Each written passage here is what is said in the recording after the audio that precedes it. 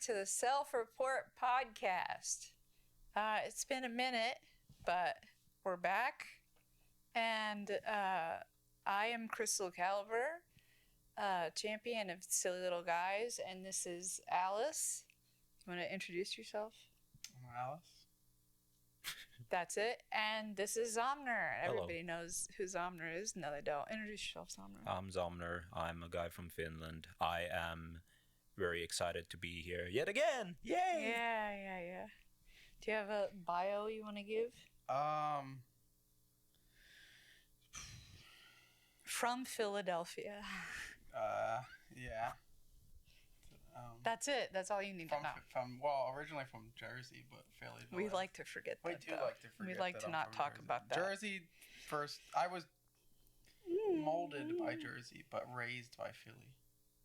South Jersey, we should be specific. That is very because true. it does matter. North Jersey's New York. They're not even Jersey. Yeah, like for the people who don't understand, South Jersey is just an extension of Philadelphia, and North Jersey is just an extension of New York. Yeah. So if you tell me from North Jersey, like you're not even from. You're from New York. You most likely like the Jets and the Giants. Whatever. Wait, no, and the New York Jets are thing. Yeah, but the Jets suck. If anybody likes the Jets, I know people who like the Jets. Listen, I hate people from North Jersey. But if I find out they're Jets fans, I just feel sorry for them. Like, I don't know so that's a whole what different thing. Like, nobody likes the Jets willingly. Like, nobody goes, I'm going to be a Jets fan. I think that's just like, you wouldn't do that to yourself. Yeah. Yeah. Anyway, we're going to ask the questions that I normally ask when starting this podcast. And because you've never answered them before, Alice, I'm going to have you answer them. So the first question is, what is your favorite thing about yourself? Favorite thing about myself is also my least favorite thing about myself. That's probably how competitive I am. I'm insanely competitive, and I love that about myself because it helps me like strive to be better. But also, everybody hates me for it. So like, who hates you? Everybody. Name a single person. I don't know. It gets on people's nerves because it's like most people aren't as competitive as me. So like, I feel like when they see it, they think it's like, it's not a bad thing. Like, I'm not doing it toxically, but like, I just like competing, in everything. Uh-huh. Yeah. That's my favorite thing about myself, I guess, if I had to answer the question. Okay, that you're competitive. That's competitive. Good. I'm going to sneeze, I think. Oh, wait, no. Stop. That Sneeze stops averted. you from sneezing. Okay. And then the second question is, actually, you know what? I'll ask you again because it's been a while. Yeah. What's your favorite thing about yourself? Recently, no, this is a general thing, but it was reminded me of recently. I think it's my emotionalness. I think because of my emotional capacity of being like ability to empathize with people is helping me to be more like supportive for people, and also because it just. I think it just helps around be more friendly with people, and it just like being around with people and just being. I think it's very good skill because. Sorry, it just hit me a lot because I was talking to this in my negotiations class, and it was like they did like a test of like what kind of negotiator are you, and they had like a personality type like test on it, and I was like, oh, I realized I'm really emotional. I was like, I don't know if it's good for like being a negotiator, but my professor says no, it's not a bad thing. It's like you then can relate with the other side more, and which it then can ease up in negotiations to help through on stuff. And so it's a very good thing. Now also, of course, it means like you cannot be like too emotionally attached, because then it's like, oh, you might be more easily willing to like give on easy for the other side. However, if you just keep that in mind, then you just be like, oh, I can be emotional, but also be like, okay, I need to understand these negotiations. We are doing this. We have all this like knowledge about and data about the other side. So you need to also keep that in mind when doing deals with people. So it's kind of a blessing and a curse, but yeah, that's being the empathetic and being able to understand emotions is my favorite thing about myself. You don't find that debilitating at any point? Well, I do find it like it can be a overt sometimes, and it just can be like I realize I can be too much on that regards, but it was like oh no, it's really bad, and sometimes I can really feel it in my heart, but at the same time I wouldn't take it away from myself. It makes me as a person who I am. So I appreciate it. That's a good answer.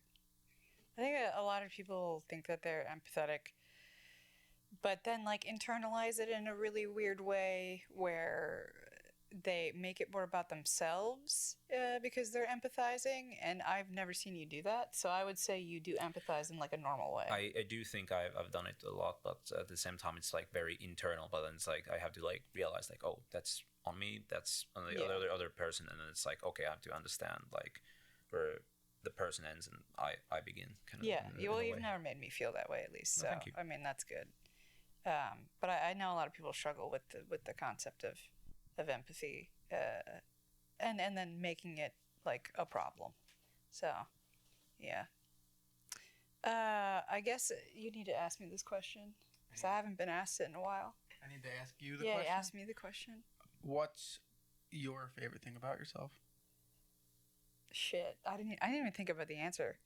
Did you see that question coming? I guess. Yeah, I didn't see my own question coming. Right now, because I'm gonna answer them in the right nows. Probably my resilience. I have a lot of really messed up stuff that keeps happening to me, and I still manage to try in life, and I get up every day and I do my best. And sometimes that's not good enough, but I'm still trying. And I know a lot of people who don't try at all. So I think that's probably my favorite thing about myself right now, anyway. Because I could just give up, and that'd be really easy. It'd be super easy. And I could also be mean about things. Like I've met a lot of people, being in the field I'm in, who take traumatic events and then kind of make it like either their personality, or they take the rage that they feel from those situations and become like the worst person in the world. I'm happy that I also don't do that, because that's like scary. Like Batman villains, for example, they do that a lot. Oh. Yeah. But anyway, second question is, what is your least favorite thing about yourself? My least favorite thing about myself, probably that I'm really competitive. No, Anything else? my least favorite thing about myself is probably like my lack of being able to. This is kind of deep, I guess, but like it's probably like my lack of like being able to like admit my own emotions to myself. So it's not like I'm doing something to other people, but like if I'm feeling an emotion, I'll just suppress it, and then I'll never actually like look at it and understand why I'm feeling that way. I'll just be like push that aside, never unpack it. So I think that's like my biggest thing. So like only recently am I starting to actually unpack why I'm feeling the way I'm feeling. And it's like, man, like why didn't I do this earlier? That would have been really smart. But that's probably my least favorite thing about myself. That's a good answer for you. That's a real thing I know that you do. Thank you. But I think that's an extremely common thing, unfortunately. I want to say that I unpack all my emotions, but I don't think I do. I don't think a lot of people do. But I don't know. It's good that you're aware of it, I suppose. I mean, it's only something like recently I would say like I've been working on, but like I think like people don't realize how much they're just not actually dealing with emotionally. You know what I mean? Because it's so easy every day to wake up, go to work, like do whatever you have to do, and then by the time you get to the end of your day, you just like don't have time to think about it. So it's like it's easy to just do that every single day and then never actually like think about stuff. That's like a strat for most people, though. Yeah, it like, was a good strat for a while. I was working 2 jobs. I was just working, and it was like, cool, I don't have to think about anything. Yeah, and, I remember. I think that's why everybody had like all the breakdowns and stuff during COVID, because they stopped working and then they had absolutely, then they had to absolutely. They had too much free time. Yeah. Okay. Well, now you, Zomner, what's your least favorite thing about yourself? The way I was gonna say anxiety, but like anxiety is not like what I mean by that is like I get it from very tiny things. I get anxiety really easy. and then there are some things that I don't get anxiety on where I should be like more anxiety. And a lot of times it's just self-inflicted. A lot of times it's just like being like, oh, I leave things on the last minute, which then helps me to like work extra hard on stuff, because like, oh, I have the anxiety, then I can work on it so I get it done.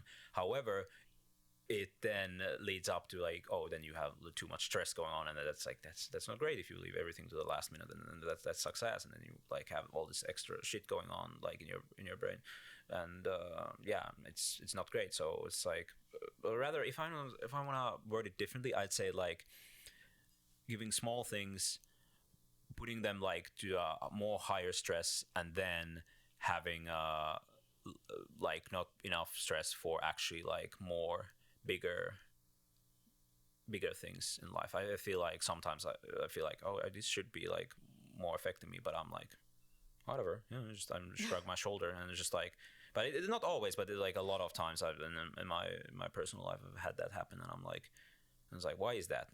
And I fully don't know, but I kind of like, every time that happens, I'm kind of like, fuck, I should have like thought about it more through, and it's like, or like done something about it. And I realize that happening, but still I've not done too much for it. It still keeps happening for me.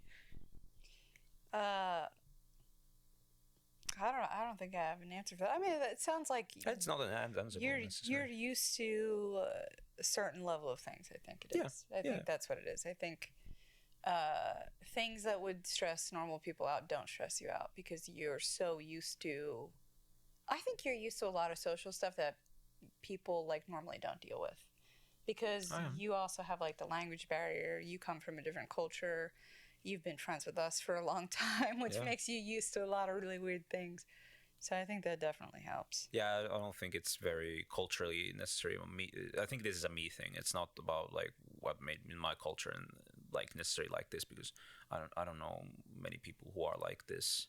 I mean, trying to think of my parents' side, but I don't know.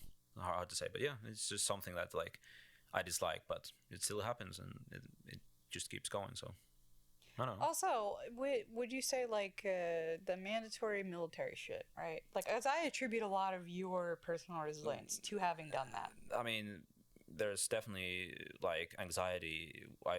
It's been 10 years since I did my service now, like this year, and it was definitely one of the most stressful parts of my life. However, I think about that, there's like, I get this like not to say every month, but every few months there's like, when I have like so much shit going on in my life, I'll go like, I was talking to a friend of mine recently, and I said like, it's really fucked up that I have this feeling like, man, I really liked in the military. You had like structure, you had a daily structure, and you would be told what to do, and it was such a simple life. I wish I could go back. And then I'll be like, wait, that was actually bullshit. Like there was so much bullshit in that like sucked ass, and why would I go back? There was like some of the most miserable times in there. But then it's like, but I look back when it's like, but the structure and like the order is like, it was really nice. You don't have to think too much, and it's like really easy. And I'm like, damn.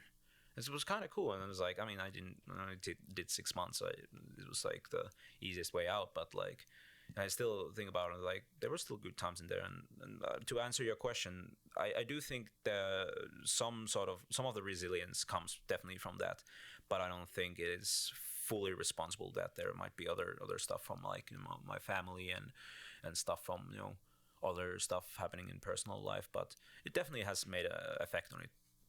Yeah. Yeah, I think the structure thing's funny. I think a lot about that with like school, because I hated going to school, but I loved the set timing of everything.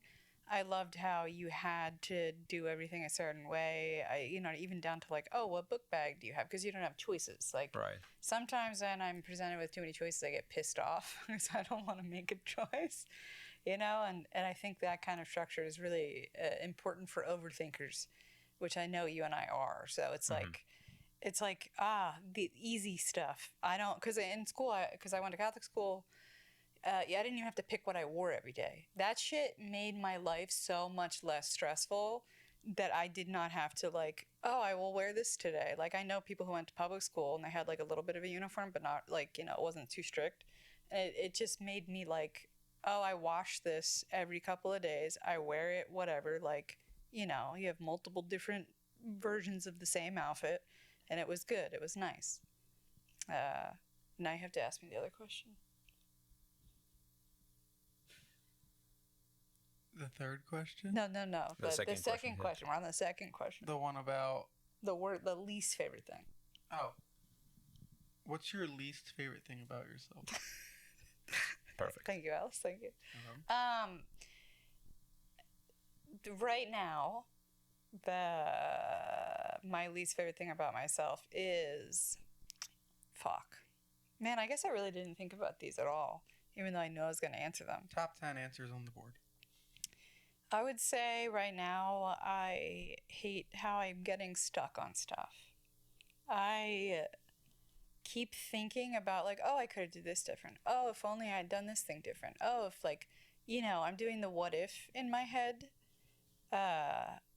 constantly about stuff, and I feel like that just puts me in a thought loop, and then I get stuck for hours thinking about like if I just made one. It's like it'd be in a chess game. Like this will make sense to you. Like in a chess game, it's like thinking like, oh fuck, like you made one wrong move, and it's fucked your whole game up, basically. And that's how I think about like all the dumb shit and the stupid fucking decisions that I've made. Or like I shouldn't have said that, and I shouldn't have said this, and my whole life would be different right now. Like, and that has been like the last couple of months. Every day I wake up, I go through that cycle, and then it takes me like 3 hours to like get out of it every single day. Yeah, I'm stuck on your chess analogy now. Yeah. Because, like, I've had plenty of games where I've made the wrong move, and I'm like, man, this would have messed my whole game up. But then you have to think about your opponent, and like sometimes you can make moves that like you might not think they're necessarily the best because you see the flaws, but like, is your opponent gonna see the flaws? Who's my fucking opponent? Life? That's the thing. Is life the opponent? Whatever you're doing, like it's situational. Well, yeah, I suppose like It's situational. but it's yeah, I guess. But it's like that's like saying like I can make what is it? I was gonna say a mountain out of a molehill. Yeah, you can make a mountain out of nowhere. What's the one where you take something bad and you turn it into good? What's that one? You've made your bed, now lie in it. No. It's like you make a cake out of a. Mm-hmm. Yeah. What somebody has Make to a know. cake and eat it too. No. I'm bad with idioms. It's like you take your eggs and you put them in. No, not the Early bird gets the worm.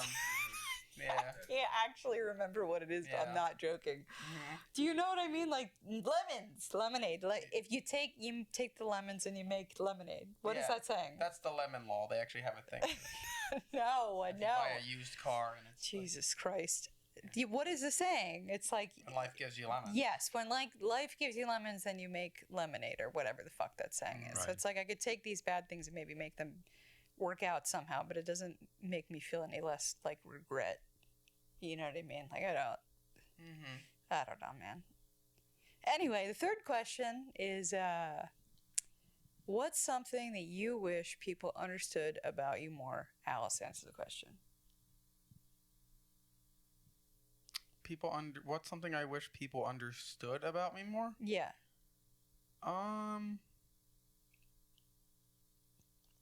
Probably the subtleties of how I talk. I feel like sometimes the way I talk comes off like really, I think it's East Coast, like Yes. the Philadelphia, Jersey, sometimes the way I talk, I feel like comes off like not the way that I'm intending it. So I feel like if there's anything I wish anybody currently in my life would understand, it's like probably how I. Yeah, you sound like a vicious cunt sometimes, like genuinely. Yeah, thank you. And only I know that you're not. That means a lot. Yeah. Yeah. Well, I mean, I have the same problem. People think that I'm coming at things with the venom. I'm not. They like assume. I think it's just like it's the East Coast. Like I just don't have that filter of like. I'd rather just get straight to the point sometimes. I don't need to add like all the niceties. Yeah, I mean, it's like ever meet someone from Boston, immediately they're just like cursing at you. It's the same thing with New York, Philly. It's the whole situation. The Boston people. Yeah, well, I mean, the Boston people. Yeah, because of the fine. Penguins. Yeah. And the Penguins play. Do I assume that that's football or? Yeah, Oh, Penguins look football at that. team. That's it. Their hockey team. Oh, Yeah. Well, that makes sense because ice. Yeah. Anyway, you answered the question. What do I want people to understand better of me? I forget. I mean, I'm just a guy. I mean, just when I just like when I do some silly stuff, like I of course can attribute that being like, oh, that's my culture, being a foreign person and not understanding everything. But it's just like sometimes it's just like, that's my personality. It just isn't related to any stereotype or any foreign stuff. It's just like, this is how I do things, and just like, let me do my stuff. Now, of course, if it's like way too silly or way too dumb, of course, and there's an easier way to do, of course I will adjust and do stuff. But I feel sometimes I'm trying to think like an example from like school. It's like just people to understand. I don't know, like it's actually really tough. I knew it was coming, but like really tough. Yeah, Zomnerism is a thing. Yeah, I could get too much in the loop. I think it's just like I get sometimes I get emotional about something. Like, I mean, this goes back to the first question. Is I get like way too intense about something, which is a good thing about me, not my favorite thing about myself, but it's up there. But at the same time, it can lead into like, okay, just whatever, it's not that big of a deal, but sometimes is a big deal for me, and I just don't. And it's not even a big deal, but I just want to be like, hey, let's talk about this for 1 second, and let's keep up the energy for it, and for making a big deal. And sometimes I make it for a joke, sometimes I'm being serious, and that's actually my answer is like, sometimes I get super like intense about some subject matter, and people laugh at me, and then they don't understand how actually serious I am. But then I say sometimes like something like half jokingly or something like about like whatever, like a serious topic, and then it'd be like, well, what do you mean by that? What do you mean that? I'm just like, what the like, I just made a comment. What was it such a big deal? Like, it's again with the seriousness level of certain things. Like, maybe it's a me thing of being like overtly on something and people taking it seriously, and then saying something and people don't take me seriously, and that's something people need to understand about me. I think it's because your cadence when you're excited about something sounds silly. Agreed. Yeah, like because when you get super excited, you're like, you seriously want to talk about something. It almost sounds like you're like goading people into talking about something, but really it's just because you're excited. Yeah. The one time I remember we were drunk, I think it was like 2 birthdays ago for me, and we were talking about some philosophical shit, and then everyone thought we were fighting, and I was like, we're not fighting. That's just how we're talking about this. I don't remember. I do remember the discussion, but I don't remember this specific like. Yeah, I don't remember what it was either. It was really stupid philosophical thing, like. And everyone's like, "Oh, break them up! They're fighting." I'm like, "No, dude, we were like so excited to be talking about whatever it was." So yeah. Do you measure time by birthdays? Me? You said 2 birthdays ago, and it's. Oh, like, yeah, because I was at the party. Yeah, but 2 birthdays ago is in like 2 of your birthdays, or just like 2 of my birthdays. Because 2 birthdays ago could be like mine, and then the person's before mine, and now that's 2 birthdays ago. I just took that as 2 years, and just like. Yeah, I didn't take it as 2 years. I took it as like 4 months ago. Every time someone comes over our house, they point out how many happy birthday songs we have. Yeah, I've been looking at it in the corner. Yeah, I've been staring at it. We have a One Piece one in this room. We have a Godzilla one in the kitchen, and then we have a Chopper one. We have a Wicked one. That one's not hung up yet. But it's because we constantly have birthdays. Yeah, so when you said 2 birthdays ago, I thought, okay, like 4 months ago. Because it would be mine, and then yours. True. Yeah. Zomner's. Yeah. So yeah, that's that. And then you have to ask me this question. This is the question. The final question. The one that I asked you. Crystal. That's me. What do you wish people understood about you? Right now, I wish people understood that my intentions, I think I may have said this last time, my intentions are what I say they are and not something else. I think a lot of the times people hear one specific tidbit from something and then assume how I actually feel about it, because I'm not super, like, sometimes I'm not very good, especially when I'm working or working on a project or busy or just in a headspace where it's like the emotions aren't important to me when I'm getting something done, right? Like during the time that we were doing like all the concert stuff and everything that's happening, I'm doing all these events, like I have, conventions or this or that or whatever. Like I don't think about prioritizing like emotions for anybody, not even just myself. So it's like I'm not thinking in that space. And so like the emotionality behind what I say is not there. And then I think people assume that my intentions behind saying or doing something is bad when really it's just like, no, I'm trying to think about how this is going to get from A to B, and I'm just trying to get all that stuff done before I turn the emotions back on, right? Like it's not a matter of like I'm trying to be an asshole or unempathetic about something. It's just that when I go into a work space in my head, and that could be anything. Like it could be me being like, "Oh, I need to clean my room today." I'm not going to fucking talk to anybody. You know what I mean? Until I'm done doing that task. Like it's just the way that I have always worked. And I feel like it fucks me over a lot socially because it makes me seem cold, it makes me seem distant, it makes me seem like I don't care, but it's like so not true. And then it winds up hurting everybody around me somehow, or like I have to overly explain myself. It's like, no, I didn't mean that, or no, I didn't didn't mean to come off that way. Like, so I think that is something that I am currently struggling with. I've been trying to be better with it over the last couple of months, and I think I've been doing a better job. Like I check in with people now, but like, hey, how are you feeling about blank, blankety blank? And instead of just being like, I'm going to fuck off into this room, I'm going to lock myself in here, I'm going to sing songs for like 10 hours and not talk to anybody. Like, I've gotten better with it, I think. Have I? Yeah. The best advice I can give for anybody cleaning, though, is to put on the extended edition of Lord of the Rings. That's right, yeah. So that way you know how long you've been cleaning for. Yeah, and then you have a hard cut at 3 hours, Yeah. Hell yeah. So I always put on the extended edition of Lord of the Rings when I clean. Yeah. Hell And then usually I just break down around the 3 hour mark when Boromir dies. Yeah, spoilers. But Oh, man. yeah. I assume it's free to. Should I worry about It's been over 25 years, so give it a break. Come on. Do I need to worry about No, I don't think All right, I mean, I want people to enjoy Lord of the Rings, but I figured it was. Speaking of, we went and we saw Lord of the Rings not that long ago in theaters with the re-release. What was it? The extension editions, yeah. It was really good, but what the fuck were the seats for? It was D-Box. That's what it was. It was D-Box seats that didn't fucking do anything. It wasn't like for the amount of money that we paid to go, you were just kind of like moving around a little bit. It wasn't that interesting.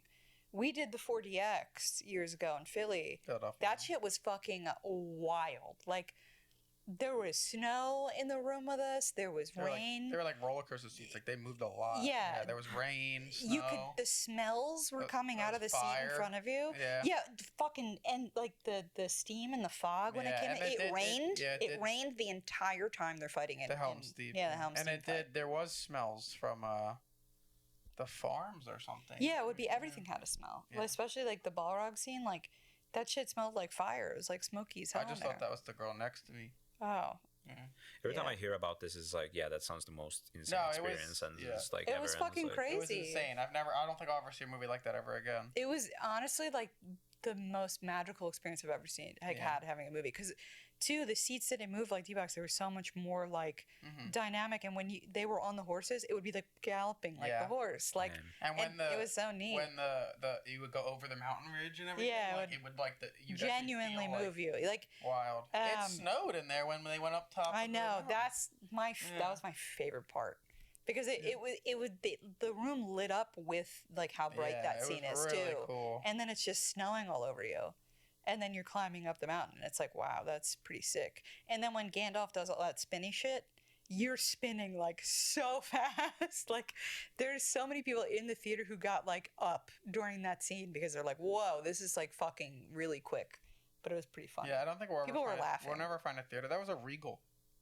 Well, that's who does 4DX. Yeah. I was looking at 4DX showings, and the only one I saw was the Bone Breaker movie, whatever the fuck. Bone Temple. Yeah, that one. 8 years later. Yeah, I think that probably would have been lit, but I just did not have the time. It's a 28 Days Later movie. I've heard it's actually pretty good, and I would like it specifically, so I should probably see it, but I haven't. Bone Temple Pilots. Yeah,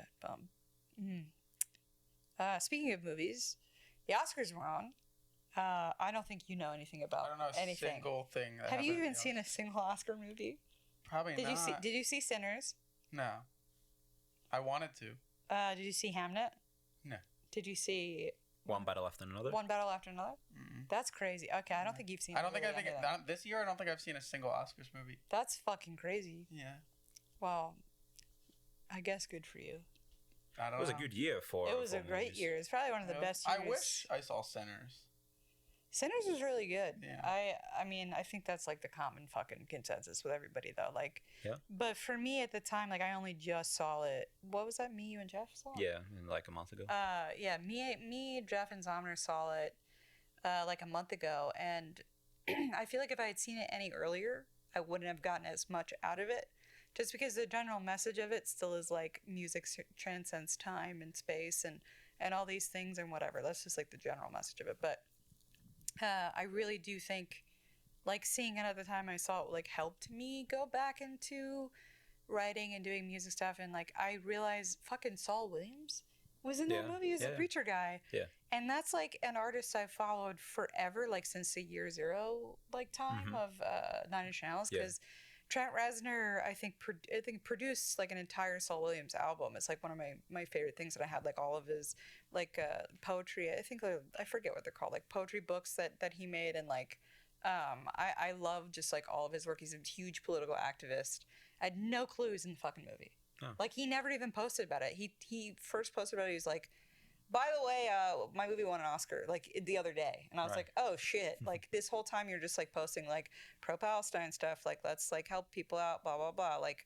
You know, and he never once like talked about the fucking movie. I think that's kind of baller to me. Like he could have been like hyping up this movie he was in, but he didn't. Sure, I mean, he has in like one scene in the movie, but yeah, I mean, he's a in good- like yeah. 2 or 3 scenes. But still, I mean, it's like, yeah, I understand your yeah. point. Yeah, like we're trying to hype it up. I mean, the movie had a lot of hype it up. It was like, I mean, it got the most nominations I think ever for an Oscar film. I think like How many? 16. I think What movie shit, is yeah. this? Sinners. Oh, okay. Yeah. Yeah. And it won for the best Soundtrack. best soundtrack, best actor for Michael B. Jordan in the lead, and best cinematography. Yes, first woman to win best cinematography. Which great. And then I think it won for supporting actor, but I don't remember. Did the guy who played Remick win? No, we don't remember if he was nominated. I don't remember. We did. I don't think we were watching. Yeah, I wasn't watching the beginning. Yeah, so I watched like Whoops. halfway through. So it's like I forget the rest, but yeah, and yeah, it was a great movie, and yeah, it was. Where did Ryan Coogler come into play? No, they didn't win best. Yeah, Director? No, that was PTA. Oh, won it that's for right, for One that's Battle right, After that's Another. right. Which is a great movie. One of my favorites from last year, easy. I mean, I really liked Sinners. After like seeing it like third time in the theaters, second time in theaters, but the third time overall, I really enjoyed it. I really like the mood. It has great set pieces, greatly made movie, but there's something in this like I'm thinking like it didn't like hit me as hard as it did like the first time. I still think I'm not gonna spoil anything. Everybody should go and see it, and like it's on HBO, so like easy to go see if you're streaming. But very yeah, just I love a good genre movie, and that's like just like has like a lot of like effort put into it, and a lot of great like artistic detail. So yeah, good movie. Yeah, I liked it a lot. One Battle After Another, I feel like did a lot for current politics and like things that we need to see.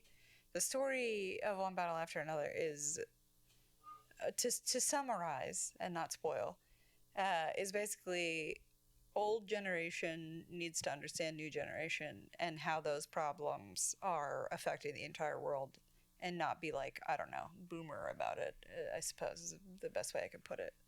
That's just simplification. I definitely see that. I also see it as like the old generation is dying, and their underlying like stuff of it's like trying to like have these things still kept up, these like either being like systematic, like the status quo that is the evil and the white supremacy that's in there, but also at the same time there's the kind of like the rebellious like factors that are in, but those are also getting old. So but the movie has the notion of like, yeah, no, there's the newer generation is coming up and doing their stuff their own way, but it is definitely like surprisingly hopeful movie despite it being like very not depressive but very anxiety inducing, and like the pacing of that movie is like I'm just thinking about it, it's very very great. But yeah, good movie. I should see it again.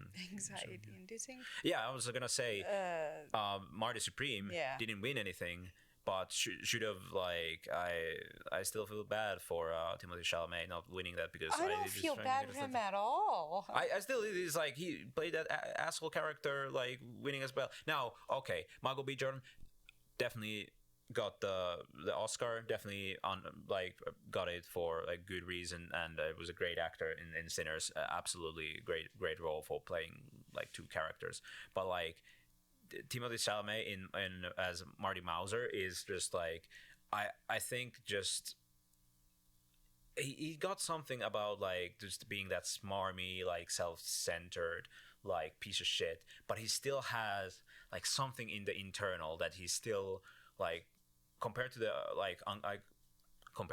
Uncut Gems, where the main character is to me is a lost cause, and I've not seen Good Time, so I cannot say for that. But in Marty Supreme, I feel like there's still a saving to him. Most likely, yes, I feel like, but it's like it's very much like so much of his problems are made by him, of course. Not all of them, but most of them. But it's a very different movie, and I'm just ashamed it didn't just. I mean, it got the nominations. It still is a great movie, and it definitely deserved to be nominated. I really liked it, but I do think compared to the other movies, it just isn't loud enough to me with everything. Like, sure, it's basically just a different type of Uncut Gems movie. Yeah, I can definitely get that view. Yeah, like, and I love that genre. I think it's whatever we're gonna call that in like 10 years. This weird genre of movies where swarmy man does anxiety-inducing things for 2 hours, whatever that genre is, it's a good genre. Mm-hmm. But I think like I've heard a lot of people say that it's because Timothée Chalamet is actually like that in real life, that he wasn't really acting, and I'm like, now with all this controversy, I'm like maybe I don't know. I don't know him, so I can say. Yeah. You don't know Timothée Chalamet? I think just it's like people. I think most people who say that is like, do they actually know him, or is this just like? I mean, I don't know. Like, you could discern things from like him dating Kylie Jenner. Like you could make those kind of claims, and then after what he said about the ballet stuff and all that, you could easily say that he's kind of a dickhead. But I mean, you don't know what's him marketing himself or not. Like that's the thing. Yeah. Like he could just be that kind of character, because I mean, look at him, who he's playing in Dune, and look at who he's playing in Marty Supreme. Like it could be just like a character situation where he's playing these things out to be an asshole as an actor as well. Yeah. One thing that I was reminded when we were watching in the Oscars is like, yeah, Hamnet. Yeah, I feel really bad for not seeing it, because it was on a lot of people's like top 10 list of the movie of the year, and just like it was like very that movie fucked me up really bad. I haven't cried in a movie theater that bad in a really long time, and I was like, I went and saw that by myself, so it was like the worst. I had like the worst time afterwards. I won't say why, but like it really hit something super close to home for me right now, and I just like the acting, like fucking. She deserved that award. What is I forget what her name is. Sorry. I don't remember. I'm sorry, but Jessie Buckley, is that it? Jessie Buckley, is that her name? I'm not checking up, so yes, that's correct. Yeah, sure, whatever. She's in the Frankenstein movie as well, the Bride movie. Yeah. But like, genuinely, what a fucking amazing performance! Like, she managed to take like all of this like feminine rage and put it completely into this performance in a way that like you would never unless you've gone through what she's gone through, you would never really get how good of a performance that is, I don't think. But for every woman who has gone through something similar, you're like right there, like in that emotion with her, and it is so powerful. I think it's beautiful that she was able to pull that from wherever she pulled it from, acting wise, and she deserved it more than anybody. I went into the Oscars hoping that was the one award that I'd be right about, and I was, and I'm really happy. Because I imagine, like, that's an extremely difficult role to be in. I know you don't know what the fuck I'm talking about. No, You didn't see the movie, but yeah. No, but like, well, the clips I saw, I was like reminded of like, oh damn, I made a mistake for not seeing that movie. Yeah, it really genuinely good. I like also too, like, even though like you kind of know what's gonna happen at the end, it still got me. I was like, fuck, like I still like felt like shocked that it happened. You know, like it was really beautiful. It was just, I think that might be the most beautiful movie I've seen all year, like genuinely. Yeah, I think the Oscars were great. All the political stuff, wonderful. I think like when we were watching it, I was like, this is the most important event of the year. And I always say this because people talk about politics in a way that they normally wouldn't get away with, you know, in other press situations.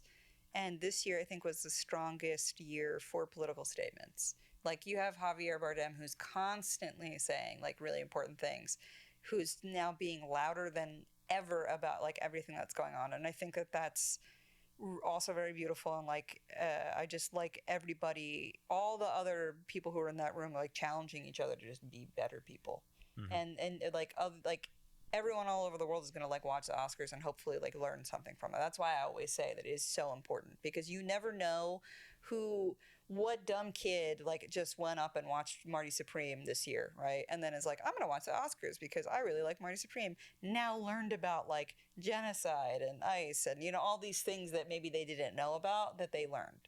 Because I remember when I was a kid, you know, I started watching the Oscars because Lord of the Rings, like, when Lord of the Rings got nominated, I'm like, I need to fucking watch the Oscars because I love this shit. Should be nominated. And then so from there, like, you know, my dad would make it a thing every year that we would watch it, and we'd make sure like we always got like the pirated screenings that would come out that would go to the Oscar committee. Hopefully, I don't get these people in trouble, but like, you know, they would send out these like screening copies of the movies to the people who like the Academy and the people who were supposed to review them or like vote or whatever. And so my dad would pirate those, and so we got to watch like all the Oscar movies at a certain time of the year when these like VCD downloads were like released. And so we would make it like a thing, make sure that we watch every single thing that's up for Best Picture at least, and then we'd always watch the Oscars. And it was like really amazing. And I remember being young and like not knowing a whole lot about the world and learning about it from what people were saying during the Oscars.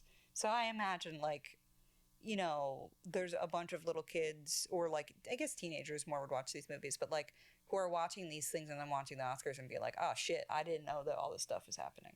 And like my favorite actor now cares. I don't think Timmy Chalamet said anything cool like that, but like, you know, the other, if you like Javier Bardem, you definitely have learned something valuable this year. So I like him. Yeah, he seems like a really fucking chill dude.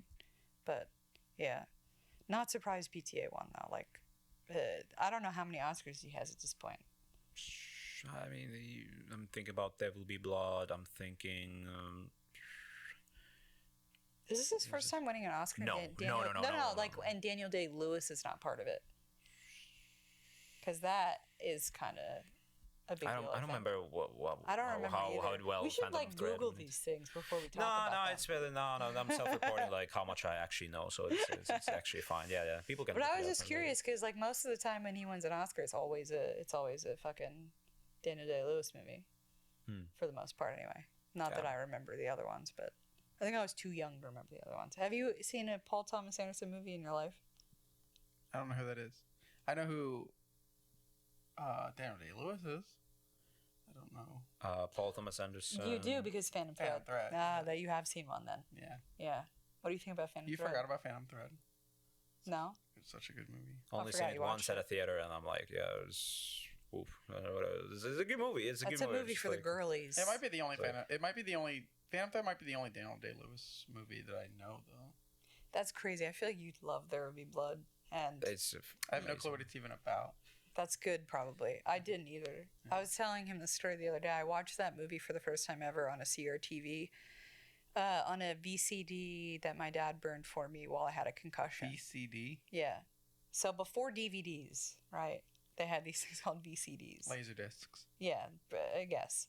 And that you could put movies and stuff on there. So that my dad had a bunch of those with like illegal, downloaded movies, and that was on there. And I remember I watched it. I had a concussion, and it was like already a really weird movie to be watching. What movie? There Will Be Blood. Oh. It was already a really weird movie to be watching in the middle of the night while I'm trying to not fall asleep. But then like like having a concussion made it like way more wild. Is like, there blood in the movie? Yes, there fucking is. But it's in the title. They're probably yeah. Well, it doesn't mean that. I thought it was. No. I thought it was misleading. Yeah. Yeah, it would be a shitty movie. I think that might have been the first Daniel Day-Lewis movie I ever saw, and I was like obsessed with him after that. Like I was like, how does he do this? I've only seen Phantom Thread, so. Yeah. Well, he's hot as shit in that movie, so that's like I always say this, and it's not a joke. I'm the guy in that movie, 100%. I'm the guy in that movie, and I get it. You know what I mean? But I also get the girl. Like I would want to be the girl in the situation also. So, but it just depends. Relationship dynamic shit. Anyway, speaking of watching things, the most important thing that's happened in all of our lives, Yes. to give fucking Alice something to help talk us about, One Piece live action season 2 is out. We finally finished watching it. I think first we should talk about how we feel about season 1. That way, we just like segue into this.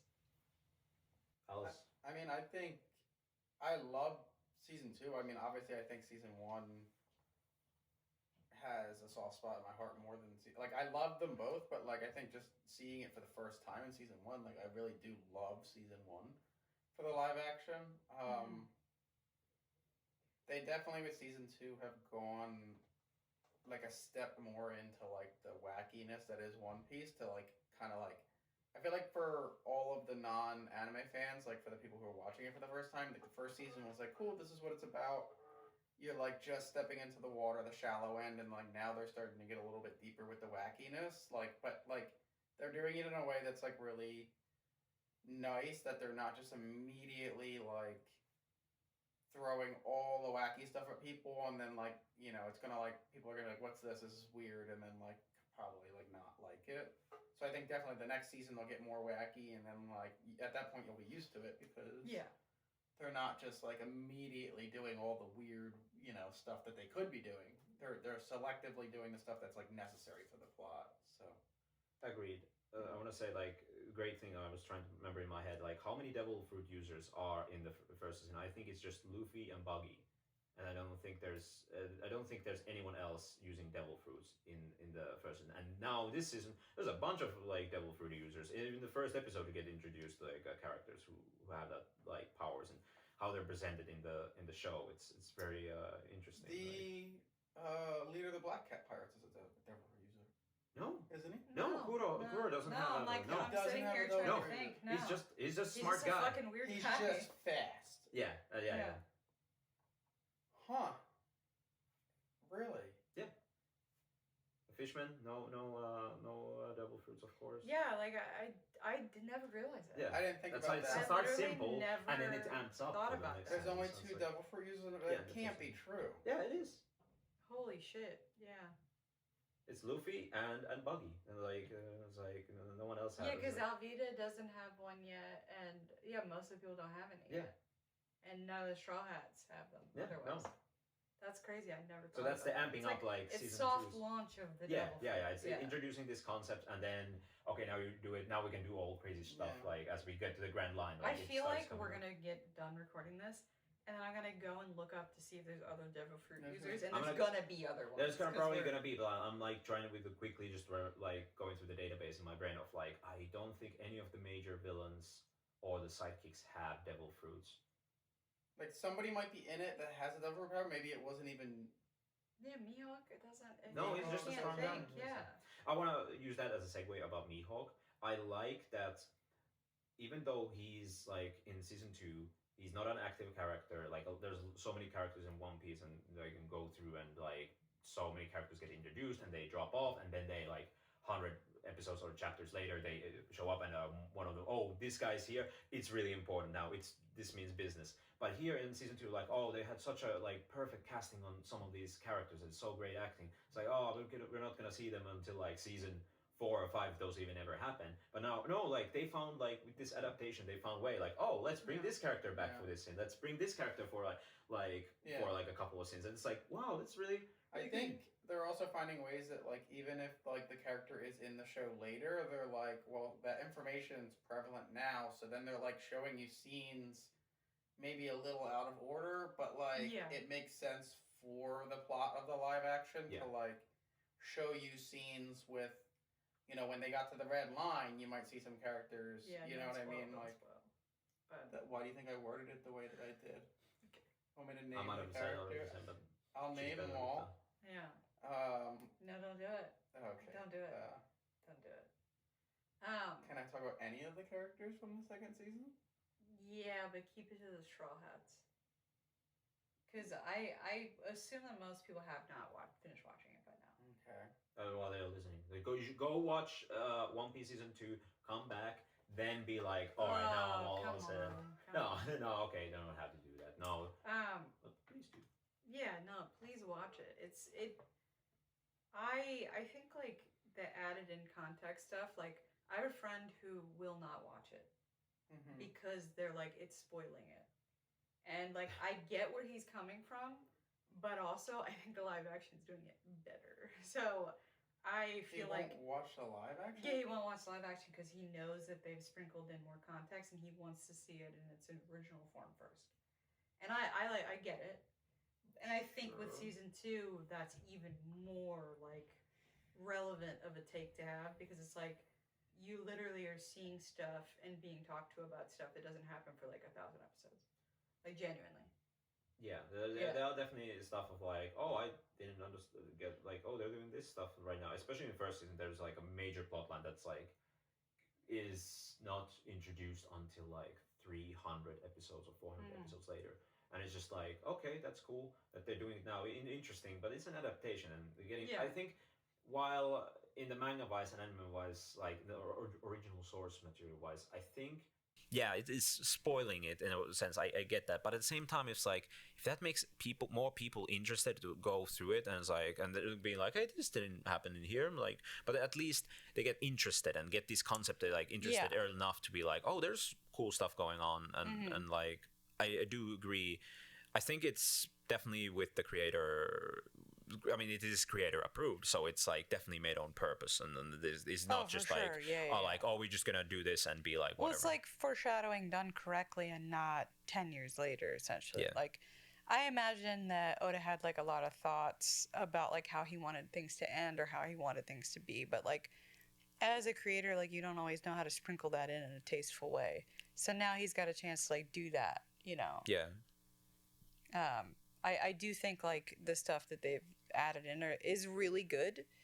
It makes like somebody like us, the people who are caught up on manga and anime, like going like, oh wow, like there's a reason to still watch this new adaptation, even if you weren't going to in the first place, because we're getting surprises. You know. Also, it's just very well made. Like for sure. Like they, as I said, the casting is great. I like even though with the changes they've done, I still think the story beats are done really well. Of like, okay, they kept the core concepts and like these places. I introduced these ideas, these characters, and I'm gonna tell these stories. Some of them are, I think, told. Some of them are a bit stretched, which doesn't fully like. I'm thinking about like, I don't want to say too much, but like episode 2, I think is like, I don't know. It is a good episode. I do like what it does, but I don't like. I wish. What I mean by that, like when it's like one chapter in the manga, and it's like, oh, now it's like feels a bit more longer when it's like an hour long. When it's like, but it's still like good emotional chapter, and it's like I hope the people still got the gist of it and still feel for these characters. As a fan of it, I enjoy it, but at the same time, I'm like story wise, like, is this too much? Is this like people are gonna watch this and be like, what the fuck? I don't know. I think I didn't feel like that. I feel like you feel like that because you remember how like you said, like it's a smaller scene, but they've added in a 300 episode later scenes as Yeah. well. So it's like you're not, or more than 300, right? Like that's like way. Well, I'm just farther. thinking Yeah, like yeah. manga wise, as I've been reading the stuff like so Like it's adding in a whole other arc, essentially's backstory into it, or part of the backstory anyway. And I think it's really cool to see them do that now, because you never know when the show's going to get canceled, or if it's going to get canceled, because I know they have an intended season that they are willing to stop at that would make Oda happy. So I know that that's like they're waiting to get to that point. So anything they might spoil that might be up to that point, like I feel like that's whatever, it's fine. But I do really enjoy it. Everybody's really fucking hot in the show. Like that's like a problem. Like we paused the Nami scene and we were just like, whoa. Well, there's a bunch of characters I can't even talk about now that are really hot. Yeah, like too hot. Well, you can a Smoker. Everybody knows Smoker's in it. He was at the end of the first season, so. He was at the end of the first season? Yeah, he's the like after credits like fucking little drop. Oh, maybe I'm talking more about like don't talk about the characters who are surprises. I don't know if I saw that after credit thing then. Yeah, you did. It's just him like at the desk, and then Oh. it's from behind. You just see his hair and the cigars. Oh, okay. Yeah. Smoker's casting is great. Yeah, Smoker looks. Yeah. I mean, if we talk about in general who's been in the ads, if the character has been an ad, can we talk? I mean, if not, you can cut this part or like censor it or whatever. Yeah. I think one of the greatest casting decisions ever is of course Nico Robin's actress. sure. What is her name? Something. Lana. No, started with an L. Lena did something. She's amazing. I love her. She's the best. She is My favorite character and just perfect. Well, I like how she looks exactly like Robin. She acts exactly like Robin. Like you can tell that she must have watched the episodes over and over again to like get that like cadence of the way that she speaks down. I'm excited for how she's going to come across in season 3, because she has an like such a weird arc, that I don't know that people will expect that haven't seen the anime. And I don't know, and her powers and everything don't look stupid. I think that's the best thing the live action has done. They've taken these superpowers essentially and made them look like cool. Like I feel like when you look at anime stuff, you're constantly like, oh, that's kind of lame, or like you look at the fucking, when Ryu does the power thing that comes out of him, or like a Kamehameha out of Goku, whatever the fuck, like that kind of Hadouken. stuff. Yeah, Hadouken. Yeah, that kind of stuff can look really weird in live action, but somehow they managed to make every single power like look really fucking cool in a way where if it was real life, this is what it would look like. Like I didn't know that like the arms coming out of the people from Nico Robin were not like all CGI. A lot of them were actual real prosthetic arms that they had attached to people. That's crazy. Yeah.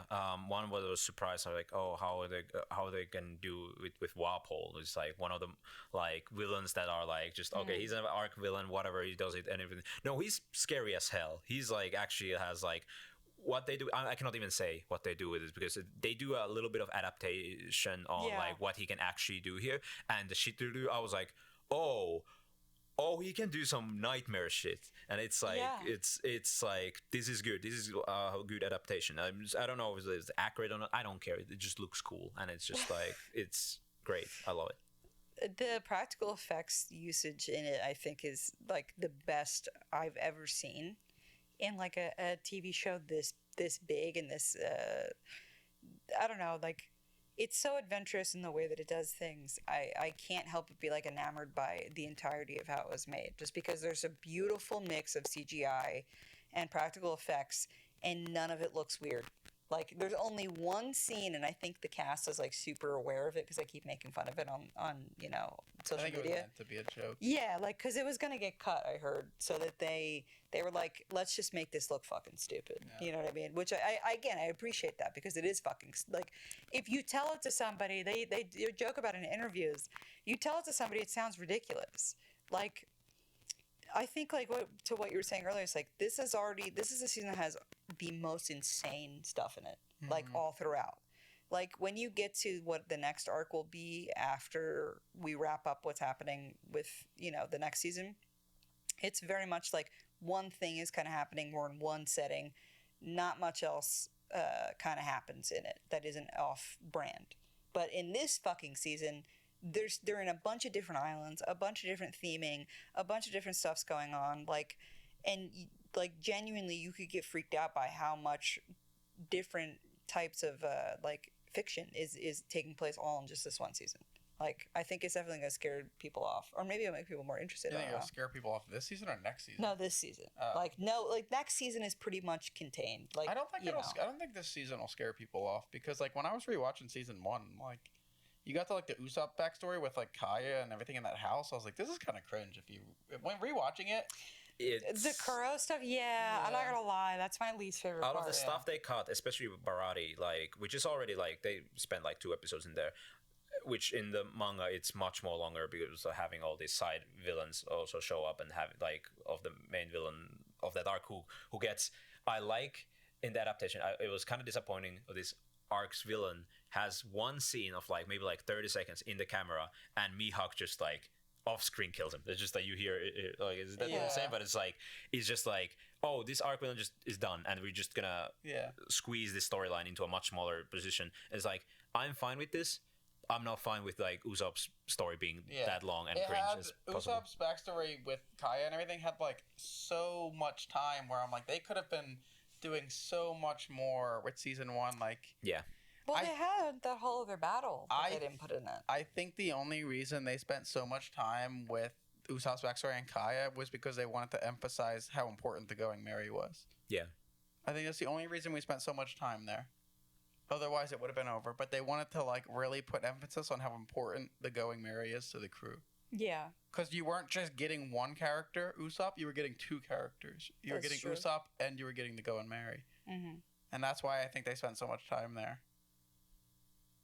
Yeah, I think you. But I do think it's like when I went back and rewatched those episodes and I was like the Black Cat Pirates and I'm like, ooh, this is kind of like they're a little.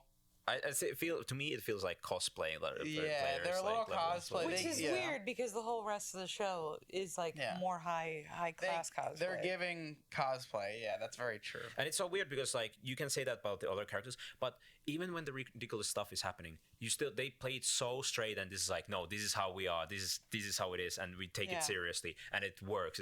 We know it's ridiculous.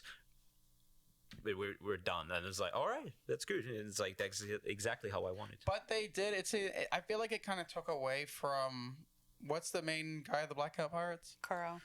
I feel like it kind of took away from Kuro his seriousness of like how he handled himself when he had like those 2 just absolute goofballs. Yeah. Because they took away the member of his crew that probably would have mattered to keep in, which was the Hypno guy. Yeah, Django. Yeah, I think keeping him in would have probably been. Isn't he problematic? Like it's in that. Why is he problematic? I don't. Was he based on Michael Jackson? I mean, he does moonwalk and has a kind of a like the outline is kind of like Michael Jackson. He has the hat, but no, I don't think it's problematic. I think it's just way too weird. I don't know. There are a lot of characters that are just based on people, so like I don't think he's just like a wacky character. Yeah, but I think it was fine. I think keeping him in would have made. I don't know. I mean, I just think the tone would have been way sillier if he was in it. Like way sillier. I don't know. It just bothered me that it was just those 2 little, goofballs. Yeah, it's like 2 like characters that basically get like, or should I say furballs? Yeah, they're Black Cat Pirates. Yeah, it's like they just could have cut him out. But anyway, it is what it is. I mean, maybe on a rewatch, maybe I'll skip some of those scenes. Well, also wait, remember that Zoro's backstory happens as well in those episodes. Yeah, they found that's why it's so long, because they found a way to also incorporate Zoro's backstory when he's in that well. When does his backstory happen in the anime? When he's in the anime? Yeah. Isn't it at the very beginning? Yeah, I think it's when he gets introduced when they are at that marine base with Axe-Hand Morgan. I don't think we go through his backstory that early. I don't remember. I'm trying to remember. Is it not? It's not with. I don't think it's with Buggy when Buggy is causing the issues at Orange Town. It doesn't matter, but yeah, it is. It's more earlier. It's pretty early. Yeah. It's not like too early. That also felt long because then we went through Zora's backstory as well. The whole time he was in that well. And yeah, I don't know. I mean, I guess they were trying to like use being on that island with the Kaya situation, the Black Cat Pirates, as a way to like do Zoro's backstory, do Usopp's backstory, do the Going Merry, to do Kobe. I get it. I just think it's like when I rewatched it, I was like, this is kind of lame. Without spoiling anything for more, what I've already said from season 2, there's one backstory in season 2. You know what I'm talking about? It's an entire episode, and I was like, okay, what are they gonna cut? How it's gonna go? Like, they better not fuck it up because it's one of the most tragic of the early One Piece like backstories, and it's so well made. And here, the actors did a great job. The stuff they cut out, I was like how it's been adapted worked really well. The little like references for future stuff, not too many, but a couple of stuff were like really good. A little bit of fan service of like where we have that one song playing. I was like, that's really cute, and it could have gone worse.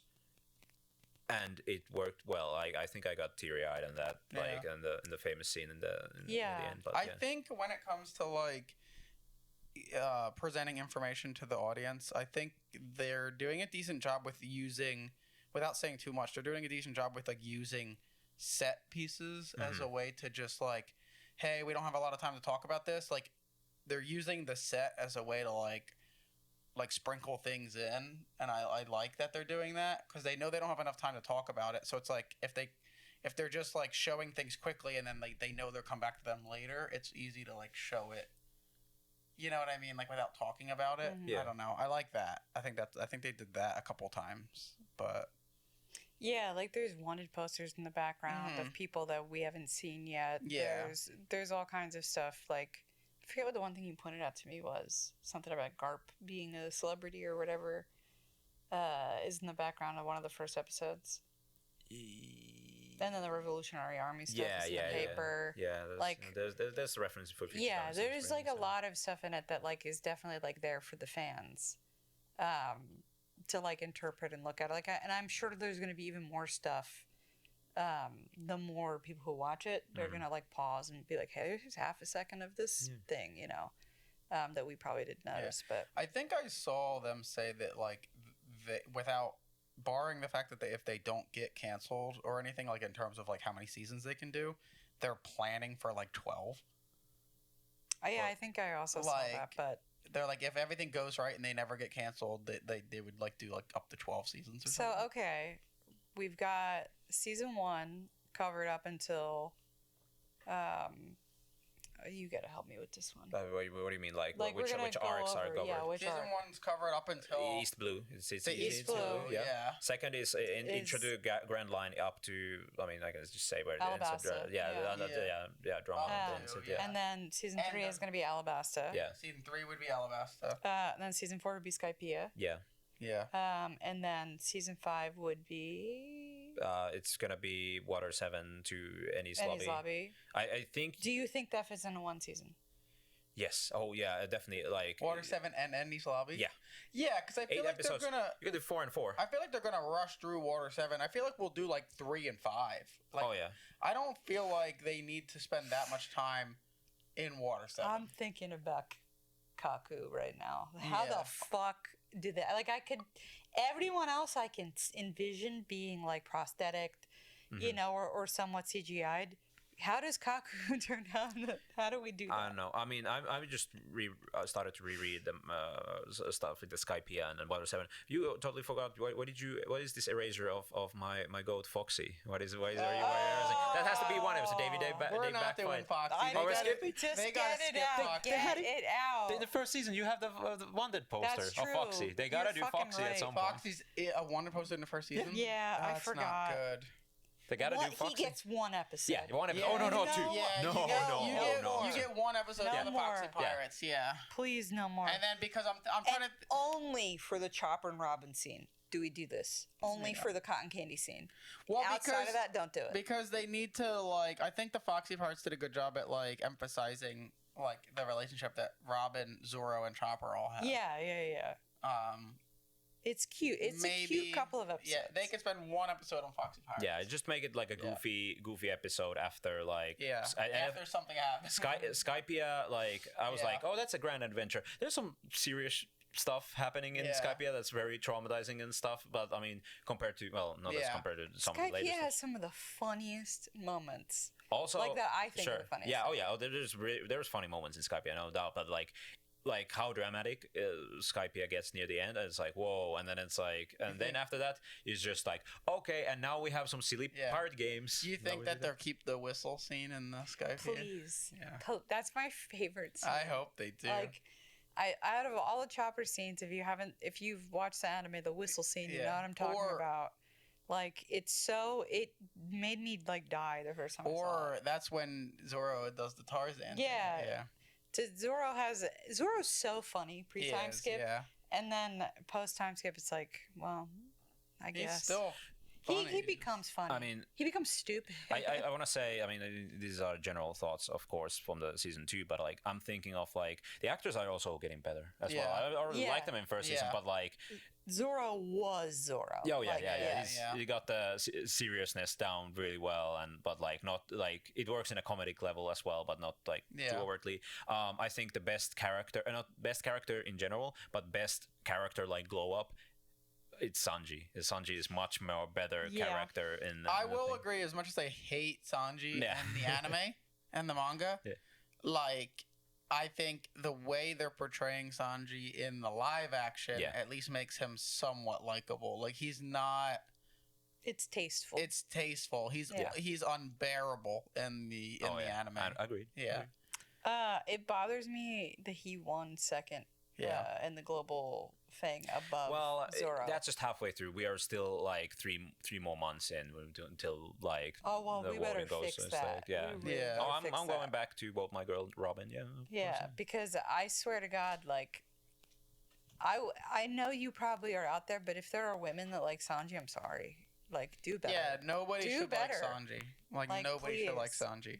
I don't. I know. I feel like I don't want to deal with that. I think I would have came around on Sanji after specific arcs with him, but then he like never changed. He never grew as a character. He actually got worse. Like he did for a little bit, like, and then he went back to being like cringe again. He got worse. Like I swear to you. Like from where I just was, can I talk about the anime openly? Yeah. From where I just was with all the fights in Wano, like he genuinely like almost made things worse for the Straw Hats because of how he acted in Wano. Like, and the fact that he couldn't put his feelings aside for the betterment of his Straw Hat crew, which is supposed to be the people he cares about the most, is that's a big red flag. She's at the beginning of Egghead, so she doesn't know how bad it's going to get, but that's all right. He better not get worse. If he gets worse, there's I'm a scene that you're going to be really mad at. I know. Well, he better not do anything to Bonnie.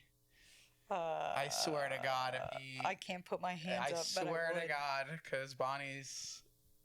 I cannot have Sanji even talking to Bonnie. Yeah.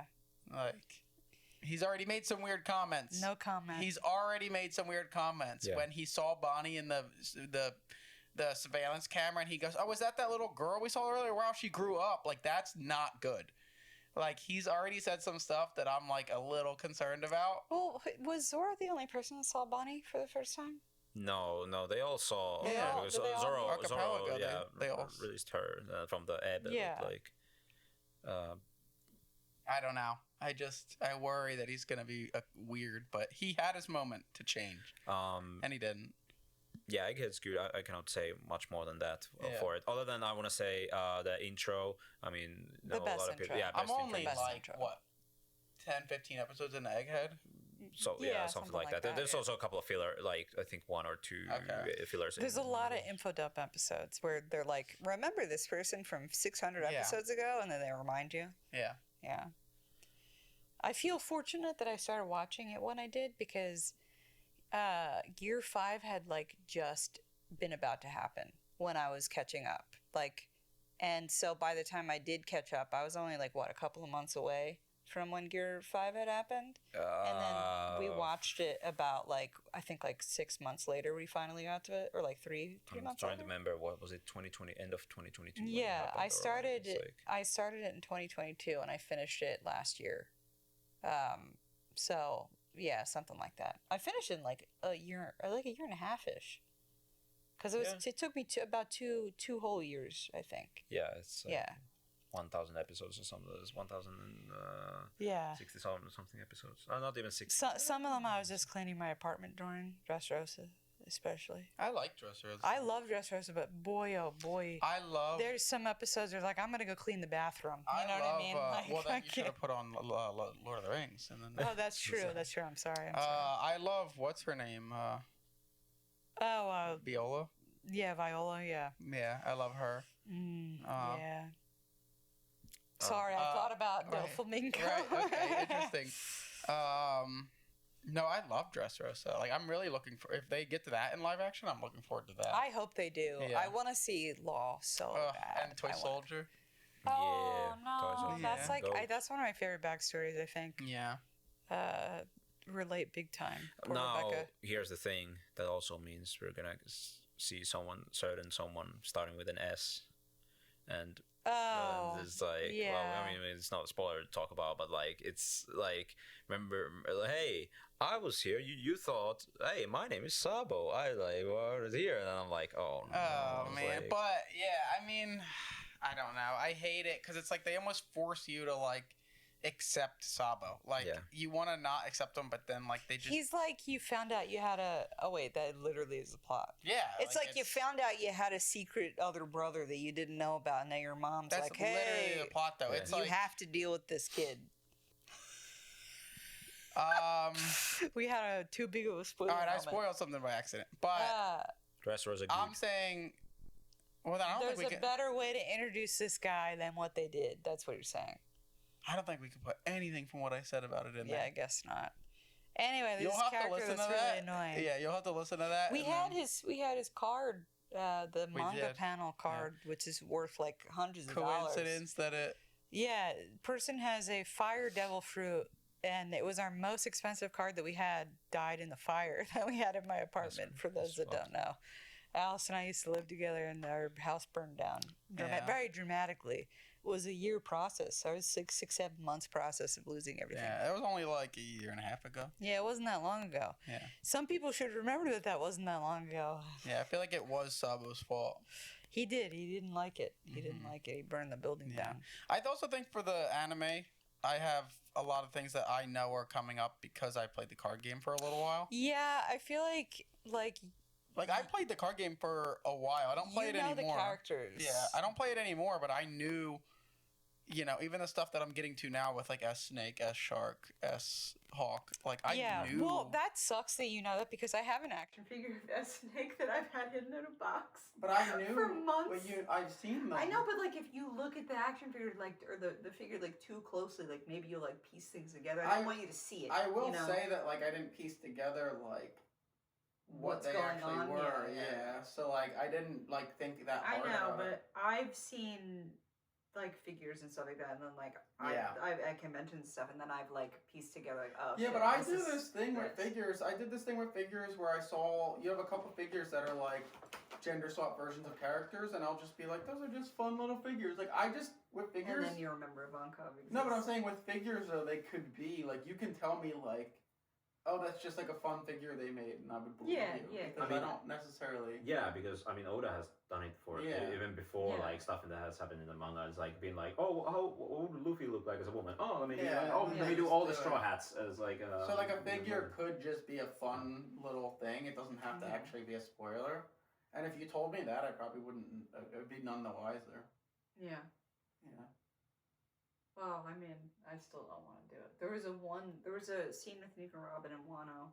If you know, you know. That figure too. Wasn't going to bring that out. There's a card though. Fuck you. That sucks that you knew that. I didn't know who it was. Oh, okay. Well. And yeah. I do think the card game is really good in people who The card game's great. Yeah, but I Enjoy. hate that you got things. I don't outside play it for you. anymore. Like, it's just trading card Well, it's games. fucking expensive. Trading card games are a money with sink. Yeah. tariffs now. That no way. Trading card games are No just way. like I love playing them, but like I do not advise anybody to get into them. I love that card game to death, but like it's just It was a problem. it's impractical. Yeah, Like it was you used to have a really big Magic the Gathering problem. yeah, Like that's all those cards are destroyed in a fire. yeah, I'm So sorry. I don't have a Magic the Gathering problem yeah, anymore. Well, yeah, Yeah. I guess not. all the but, stuff. Magic the Gathering problem. Fire. Yes. I mean, yeah, but it was cool. The card games are neat. It was a problem though because I had gone to Chicago and it was before there were more One Piece card game stores, I think and I bought a lot of them after the for fire. Magic the Gathering fans, I think there's like a card. It's like World Fire or something. That's what happened to all my cards. Yeah. They all got destroyed. We should see how many times we bring this up every time you're on the podcast. The fire? Yeah. Yeah. I It mean, take a shot. I every did time. play red was my primary color in Magic the Gathering, so I wrote that. That's Hell cool. yeah. yeah. White was what I was red black, Rakdos. Oh, I had a I played and during pandemic. I played a little bit of MTG Arena, and I had a mono black and for like Mono black? Yeah. I did mono black and then I do, or no, mono You white did and then I do white green. Yeah, you do mono white and then you do white green, and then you had a brief moment where you did white green black. Ooh, Triple. yeah. Because you did the Yeah, +1/+1 counter deck from Khans of Tarkir. yeah. Yeah. That was good. That was fun. I love Johnny. Is he still alive? I don't know. I haven't kept up with the lore. I don't know Yeah, I anything don't about know. MTG lore. You know, if something was gonna get made into a fucking movie and Yeah. be done perfectly, Magic the Gathering. I know that we were talking about One Piece, but real quick, Magic the Gathering thing. Yeah, Right. yeah. If there's any movie I want to be made about Magic the Gathering, and this is a personal preference, and it's stupid, it's the Ixalan love storyline between Jace The nerdy shit. and Veraska.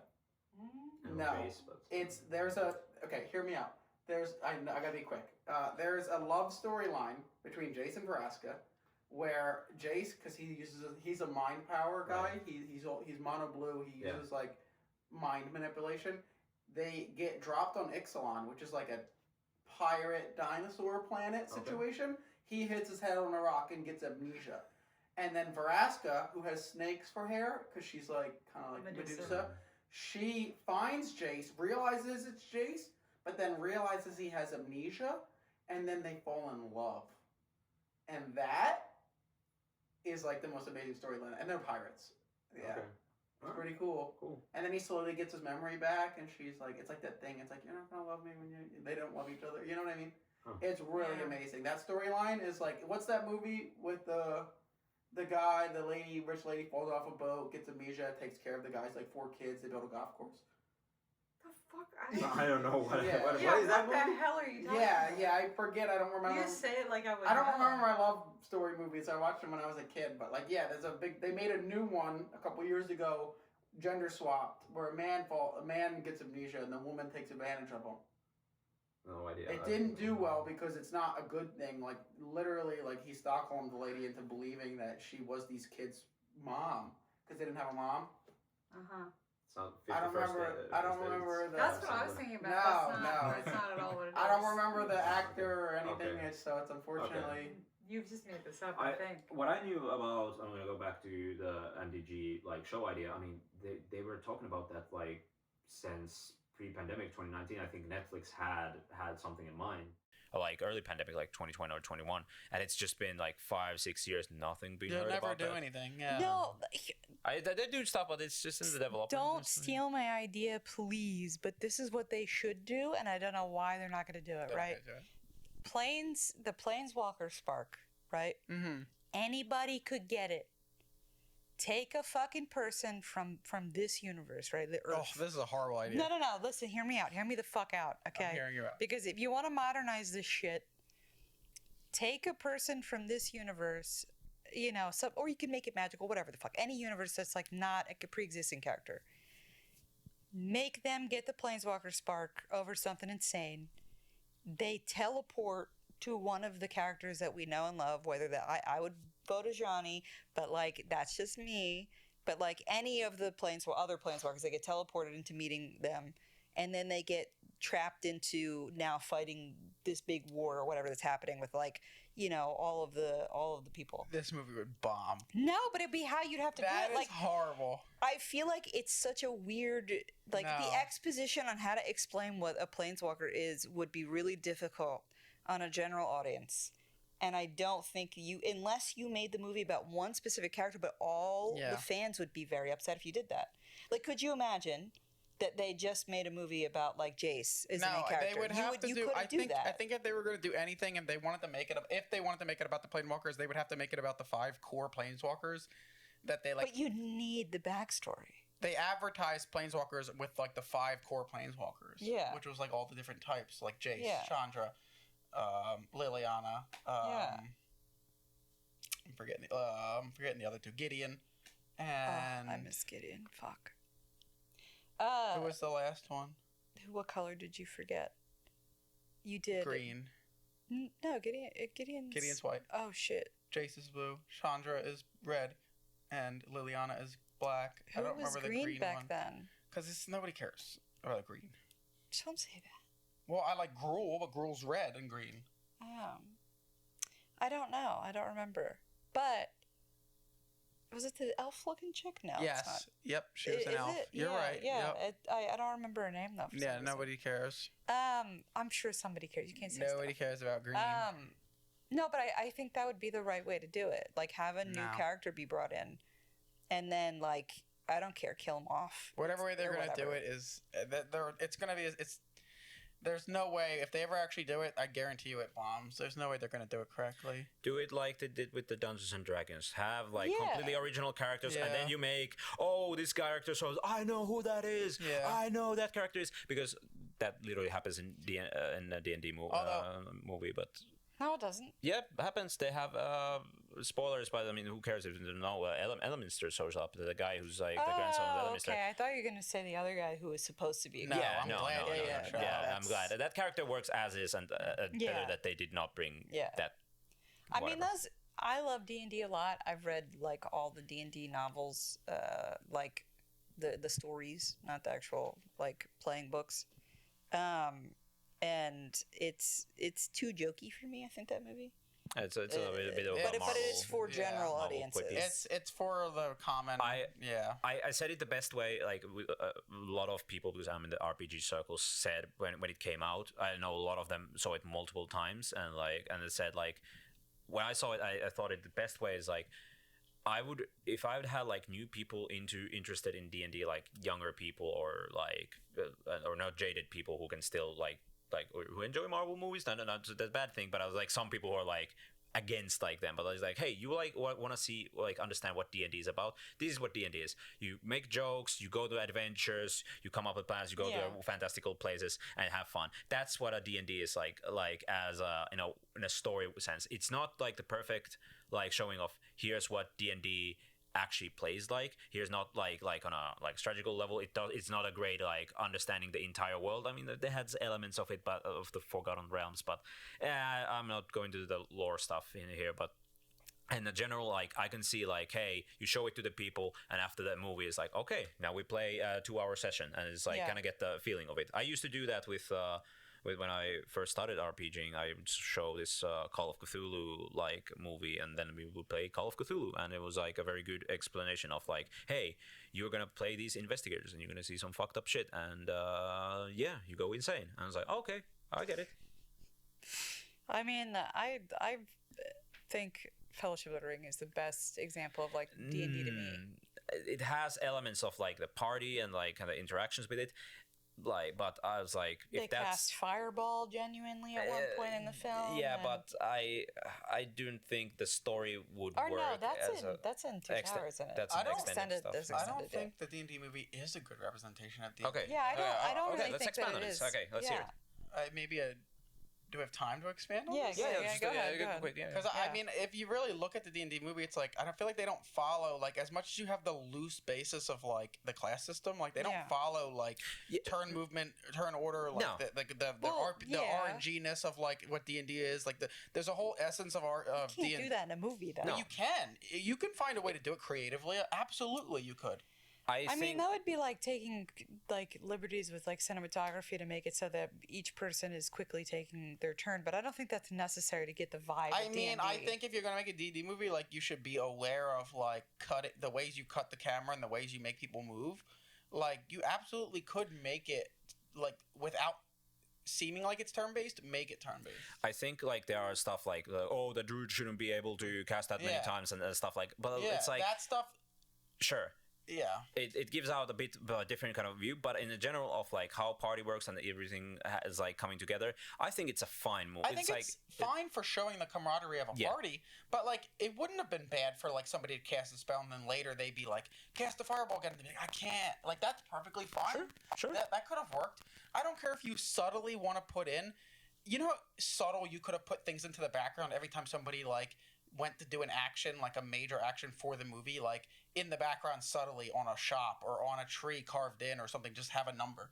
And that's subtly what they rolled when they did the action. Okay. You don't have to. You don't have to have a physical dice roll, but if like on the shop window of a shop, when somebody went to go do like the move to defeat the guy, you saw like an 18, or if like some really strong like person, a hidden Mickey. a hidden Mickey. Every time somebody did an action, you I have like a this hidden idea. number. I know Okay, it's a lot. okay. I know it's a lot of work for the production crew to do, but it's like it's not. it would subtly show you like for an average reader, they might not notice like. If you do it correctly, like they're not going to notice the turn actions, they're not going to notice the numbers. But for people who like D&D, they're going to. Okay, question. Yeah. If there was a movie about Drist, would you film it in a D&D sense, even though that's narratively Forgotten Realms, but it's not actively D&D? If there was a movie about Drist, I don't think it It's needs just to. straightforward. I don't think it needs to be filmed from a D&D sense because Okay, so what if they made this next Dungeons and Dragons movie and they actually did put Drist in it? Do you see how like it maybe depends. the turn-based stuff doesn't really It depends matter? because a Drist movie is going to be named. Like this movie was named Dungeons and Dragons, Yeah. so it Yeah. should have been in the essence of the tabletop over-the-counter Okay, over-the-top sure, game Dungeons and Dragons. A sure. Drist movie, it's going to be called like, you know, Okay, well, have you ever seen the Dungeons and Dragons cartoon? no. See, like I feel like you need to watch that. Yeah, I just think there's ways like with movies and everything now, I feel like there's definitely ways they could have done it where like they would have still had the same essence of the movie they had for common masses, but they still would have pleased the D&D crowd. Okay, what about if they made a Baldur's Gate movie? A Baldur's Do Gate you, movie? do you want the role in that? 'Cause the Absolutely. role's If you're huge gonna make part of if that. you're gonna make a Baldur's Gate movie, I absolutely think the role should be you should see it. No, that's so I feel like that's Why? so cringe. That is so like you have these really insane immersive characters that feel like real people, and then you're just gonna have a fucking dice roll over the I scene. don't know. That's It's- crazy to me.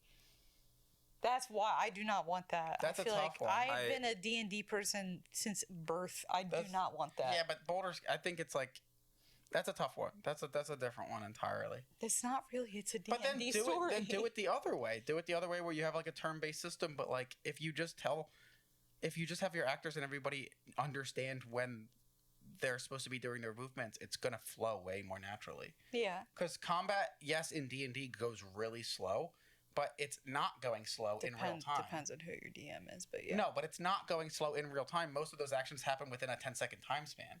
Yeah. So, like, on the screen, it would look natural. This might work better as a cartoon. What you're saying. I get what you're saying, but they're adapting Or a things. series, They're yeah. adapting things Yeah. for, like, live action movies now. So Yeah. I think they should make more D&D stuff, see what sticks. I know it's like a lot for them, like, but I mean, if they can do it with One Piece, why not D&D? I don't know who owns the rights, but it's just like with anything now. Like Yeah. if they can do it with One Piece, they can do it with literally anything. How about Marvel starts, please? Because I'm sick and I'm tired of no color being in anything, and I want colorful X-Men. And I will not stop saying that. Need it to happen. Like I hope that One Piece season 2 makes it so that every piece of media looks at how popular that is, even just for like my fucking therapist started watching. She's like, I turned this on, yeah. and this was pretty crazy. So I decided to watch season 1, and I was like, People yeah. are watching One Yeah. Piece that, like, I feel like I'm always surprised. Like, my boyfriend's roommate was watching One Piece, Yeah. and I'm like, I was like, oh, you're watching One Piece, and he's just like, yeah, and he's like on episode like 3. I was like, this is weird to just see some random Well, guy I'm watching One happy Piece. about it. I think One Piece is a really important story, especially with the current state of the world. Like the feeling of hope, the feeling of found family, queerness being such a big part of it too. And then so like when you have this big thing happening, it's not just doing a lot for like media in general of giving people like, hey, everything that you like about this wacky thing can exist and not be cringe. And on top of it, here's this beautiful story. I told my dad, though, I was like talking to my dad, I was like, watch One Piece, like, you know what I mean? Because now it's like, I have this anime that's like my favorite anime, or one of my favorite animes, and it's like, I could literally tell my dad, like, oh, here's a way you can watch it. Like, you know what I mean? Where I would never have made my dad watch the anime. Oh, hell no. Yeah. But now I'm like, cool, there's 2 seasons of a live action that, like, easily my dad and my stepmom could watch. Now they can have an entry point. Like I think that's the most important part about it. Is that it's a good entry point, because I don't think the story of the Straw Hat should be something that's just one medium so that everyone can enjoy it. I mean, I've seen videos of people showing their parents like One Piece, and like they're like secretly filming them, and then they're like laughing, and they're like catching their parents enjoying One Piece. You know what I mean? Yeah. When they were like so against it before, but now they're enjoying it. It's nice. It's interesting for people to use it as a way to connect with their parents or their siblings, or like or like, their therapist. Or their therapists. You know, or their dog. Yeah. Yeah, One Piece season 2, good. Go check it out. I'll end on this. I'll ask this question: who's the hottest? And you can name spoiler characters for this. Why one. can I name spoiler characters? Because this is a actor question, kind of. Who is the hottest person in the live action One Piece? Zomner, go first. It's Nico Robin, easy, or Miss All Sunday, whatever her name is. Especially when she's in that. Literally his coaster. When she's in that black costume in the episode 6. Is it 6 or? The breath left my body. I was like, great. holy shit, they really went for it. Like, she's great in everything, but in that, like, I was steaming. I said that. He never talks it's like Zoro. this. I have his coaster. I don't know, because it's Zoro, but then it's also. I can't decide between 2 people. I wonder if your second person is who I'm gonna say. I have somebody. So say it at the same time. You want to say it at the same time? No. Ready? 1, 2, 3. Vivi? Mihawk. Whoa! What? Vivi? Vivi's No, great. she's gorgeous. Yeah. Okay. I do like Mihawk. No, though. Mihawk though. Like, Yeah, I forgot about Mihawk actually. I will say, I think. Because I was listening top male and top female. That's why. Oh, we want to split That's why categories. I didn't know. Oh. Yeah, I thought you were gonna go. I don't think there's not enough women in the show yet. There's to a be lot to of. par. There's well, so many men. There's so many Smoker men. is actually really. No, Smoker's fucking. No, Smoking. but yeah, I would say those. I don't know, because I love Nami. Don't get me wrong, but Yeah, I like Zoro and Vivi. yeah. I think it's, for me, it's Mihawk, and then a weird second, because I'm having problems in my life, is Garp. Oh, I don't know why. yeah. I don't know why. But it's happening. I'm gonna say from male characters, Luffy. Like, especially shirtless, I forgot. Like, he's supposed to be What? jacked. Luffy's supposed to be jacked, but I Yeah, didn't yeah. realize like, Yeah. oh, that actor really put himself in the effort for that. Like when Huh. he's shown like shirtless in the I was drama. not I was expecting like, that. yeah, I was like, Yeah. damn, this is fucking great job, looks good. I was not expecting that. What about Yeah. female characters? He said Nico Robin. Oh, Nico Yeah, Robin. Nico of Robin. course. Yeah, easy, No, I easy. mean, it's. Yeah. I get it. I like Nico Robin for like who she is as a character. I feel like I don't know. I don't think I would ever. Like, I don't look at Nico Robin, I guess, in that sense. Yeah, I agree. There are with some you. characters I think are hotter, but then I'm like, to me, those characters, like, I don't know. For some reason, I just don't like look at them like that. When we get to, what is it, Annie's Lobby? Yeah, Some that's it. stairs have a really good time with Nico Robin. Oh my. Well, that's the anime directors. Yeah, we'll but see. like, Hopefully, it doesn't go too hey, crazy. if the actress gets to do that scene, It's gonna be really nice. It's gonna be. I don't. Maybe we'll see. Anyway, yeah. Let's hopefully it gets there. I don't know. But we'll see. Well, anyway, that's this week's episode.